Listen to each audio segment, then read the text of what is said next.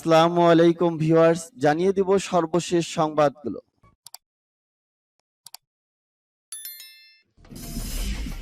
সংবাদের শুরুতেই জানিয়ে দিব সংবাদ শিরোনাম। সৌদি মার্কিন সম্পর্কে ফাটল, বাইডেনের হুঁশিয়ারি। ইউক্রেন ন্যাটোয় যোগ দিলে বিশ্বযুদ্ধ শুরু হবে, হুমকি রাশিয়া। উত্তেজনা বাড়িয়ে ফের জোড়া ক্ষেপণাস্ত্রের পরীক্ষা চালালো উত্তর কোরিয়া। শি জিনপিং এর নতুন মেয়াদে যুদ্ধের আশঙ্কা, প্রতিরক্ষা জোরদার করছে তাইওয়ান। এবং জানিয়ে দিব সর্বশেষ গুরুত্বপূর্ণ সংবাদ, ইউক্রেনের 40 শহরে রাশিয়ার মুহুর্মুহু ক্ষেপণাস্ত্র হামলা। এতক্ষণ শুনছিলেন সংবাদ শিরোনাম, এখন শুনবেন সংবাদের বিস্তারিত। তো বন্ধুদের কাছে রিকোয়েস্ট, এই ভিডিওতে একটা লাইক দিবেন, আর ভালো লাগলে অবশ্যই বন্ধুদের মাঝে শেয়ার করে দিবেন।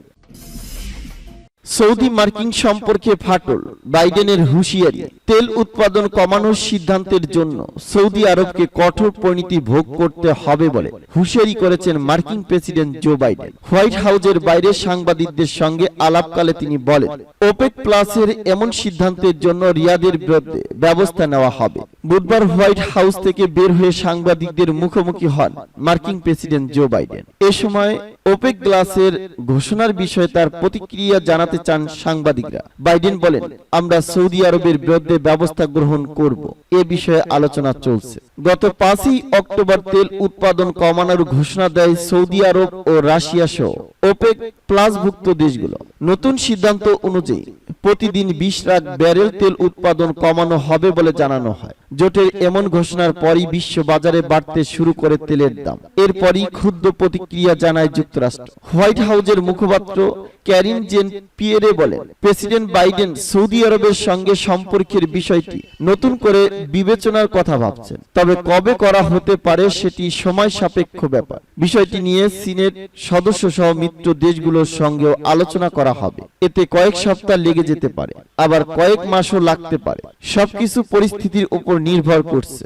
এদিকে জো বাইডেনের হুঁশিয়ারির মুখে মুখ খুলছে সৌদি আরব প্রশাসন।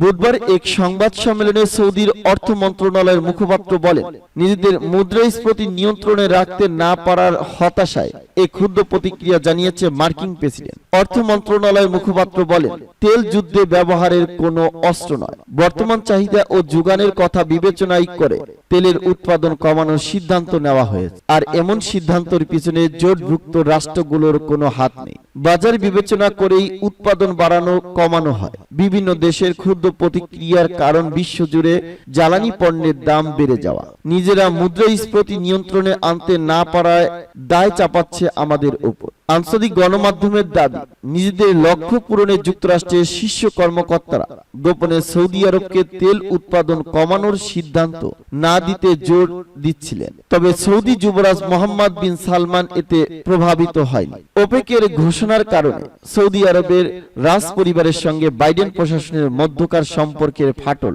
আরো বাড়ল বলে মনে করেছে বিশ্লেষকরা। ইউক্রেন ন্যাটোয় যোগ দিলে বিশ্বযুদ্ধ শুরু হবে, হুমকি রাশিয়ার। ইউক্রেন মার্কিন নেতৃত্বাধীন পশ্চিমা সামরিক জোট ন্যাটোয় যোগ দেওয়ার প্রচেষ্টায় পরিণতি সম্পর্কে সতর্ক করেছেন রুশ ফেডারেশনের নিরাপত্তা পরিষদের ডেপুটি সেক্রেটারি আলেকজান্ডার ভেনেডিক্টভ।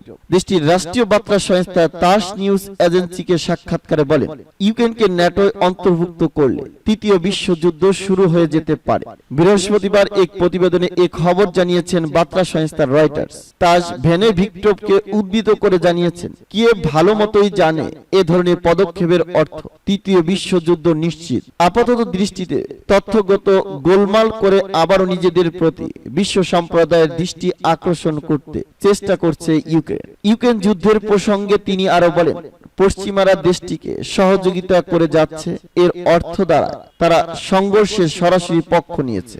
ন্যাটোয় যোগ দিতে দীর্ঘদিন ধরেই চেষ্টা চালিয়ে যাচ্ছে ইউক্রেন। যদিও এ নিয়ে হুঁশিয়ারি দিয়ে রুশ প্রেসিডেন্ট ভ্লাদিমির পুতিন বলেছেন, কিয়েভে পশ্চিমা সামরিক জোটে যোগ দেওয়া মানে রাশিয়ার নিরাপত্তার জন্য হুমকি। অপরদিকে ইউক্রেনের প্রেসিডেন্ট জেলেনস্কি বলেছেন তার দেশের সুরক্ষার জন্য ন্যাটোতে যোগ দেওয়া অপরিহার্য।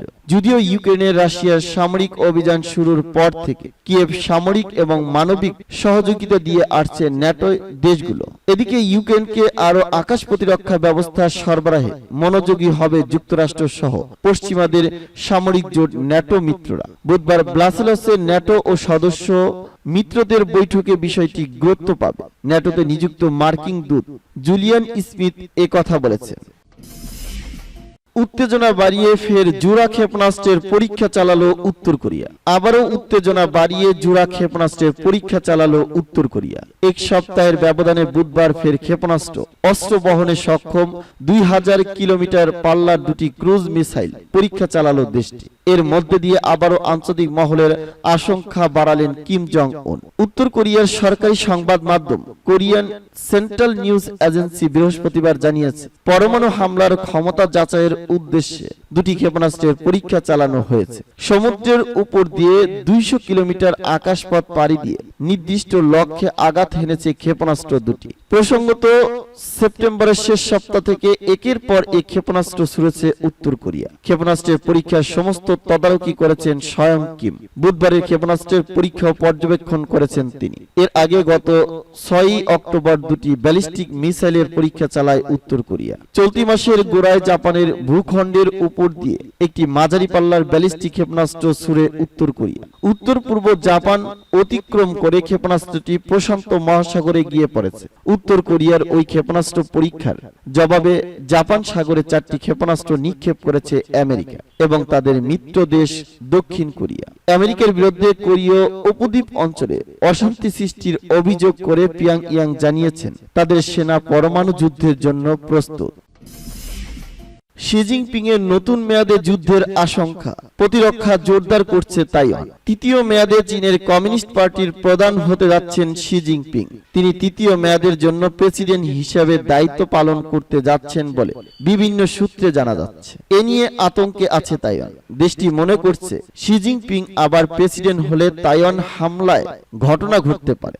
এজন্য তাইপের পক্ষ থেকে প্রতিরক্ষা ব্যবস্থা জোরদার করা হচ্ছে। সোমবার জাতীয় দিবসে দেওয়া ভাষণে তাইওয়ানের প্রেসিডেন্ট সাই ইং-ওয়েন বলেছেন কোনোভাবেই যুদ্ধ কোনো বিকল্প নেই। আগামী রোববার থেকে শুরু হতে যাওয়া চীনের ক্ষমতাসীন কমিউনিস্ট পার্টি কংগ্রেসকে লক্ষ্য করেই সাই এমনটা বলেছেন বলে তার ভাবনা চিন্তার বিষয়ে অবগত একটি রয়টার্সকে জানিয়েছে। স্বশাসিত দ্বীপটির প্রেসিডেন্ট সুনির্দিষ্ট লক্ষ্যে আঘাত হানতে সক্ষম ক্ষেপণাস্ত্র ও যুদ্ধ জাহাজের ব্যাপক নির্মাণ সহ সামরিক বাহিনীকে শক্তিশালী করার পদক্ষেপও জোর দিয়েছেন। তিনি বলেন আমাদের কর্মকাণ্ডের মাধ্যমে আমরা বিশ্ব সম্প্রদায়কে একটি বার্তা দিতে চাই, আর তা হলো তাইওয়ান নিজেদের আত্মরক্ষার দায়িত্ব নেবে। আমরা কোনো কিছুরই ভাগ্যের হাতে ছেড়ে দেব না। সাধারণত প্রতি 5 বছর পর পর চীনা কমিউনিস্ট পার্টির কংগ্রেস হয়। এবারের কংগ্রেস শিকে নজিরবিহীনভাবে তৃতীয় মেয়াদের জন্য নেতা নির্বাচিত করবে বলেই ধারণা করা হচ্ছে। ইউক্রেনের 40 শহরে রাশিয়ার মুহুর্মুহু ক্ষেপণাস্ত্র হামলা। ইউক্রেনের মুহুর্মুহু ক্ষেপণাস্ত্র হামলা চালিয়ে যাচ্ছে রাশিয়া। দেশটিতে গত 24 ঘন্টায় ইউক্রেনের 40 শহর এবং নগরে হামলা চালিয়েছে রুশ বাহিনী। বৃহস্পতিবার ইউক্রেনের কর্মকর্তারা এই তথ্য জানান। রয়টার্সের এক প্রতিবেদনে এ তথ্য জানানো হয়েছে। ইউক্রেনের সশস্ত্র বাহিনী জেনারেল স্টাফ বলেছেন গত 24 ঘন্টায় ইউক্রেনের 40-এর বেশি স্থাপনায় আঘাত হেনেছে রুশ বাহিনী। এর জবাবে রাশিয়ার 25 লক্ষ্যবস্তুতে 32টি হামলা চালিয়েছে ইউক্রেন। ইউক্রেনের দক্ষিণ অঞ্চলীয় বন্দর নগরী মিকোলাইভ ভয়াবহ বোমা বর্ষণের শিকার হয়েছে বলে জানিয়েছে ইউক্রেনের কর্মকর্তারা। আঞ্চলিক গভর্নর ভিতালি কিম সামাজিক মাধ্যমে লিখেছেন বেশ কিছু বেসামরিক স্থাপনায় রুশ হামলার আঘাত এনেছে। তিনি আরো জানান হামলায় 5তলা ভবনের উপরে 2 ফ্লোর পুরোপুরি ধ্বংস হয়েছে। এর আগে গত সোমবার ইউক্রেন জুড়ে 84 ক্ষেপণাস্ত্র হামলা চালিয়েছে রাশিয়া। এতে 19 জন নিহত হয়েছে, আহত হয়েছে শতাধিক। ক্রিমিয়া সেতুতে হামলার প্রতিশোধের জবাবে রাশিয়া ইউক্রেনে এই হামলা চালায় বলে জানান রুশ প্রেসিডেন্ট ভ্লাদিমির পুতিন। এদিকে পশ্চিমাদের সামরিক জোট ন্যাটোর মিত্র দেশগুলো ব্রাসেলসের বৈঠক করছেন। সেখানে তারা সিদ্ধান্ত নিয়েছেন ইউক্রেনে তারা আধুনিক আকাশ প্রতিরক্ষা ব্যবস্থা দেবে। ন্যাটোর মিত্র দেশগুলোর এই অঙ্গীকারে খেপেছে মস্কো। দেশটির পক্ষ থেকে বলা হয়েছে এই সংঘাতে সরাসরি পক্ষ হয়ে উঠেছে পশ্চিম। এছাড়া দেশটি সতর্ক সতর্ক করেছে ন্যাটোতে ইউক্রেনের যোগদানে তৃতীয় বিশ্বযুদ্ধ শুরু হতে পারে।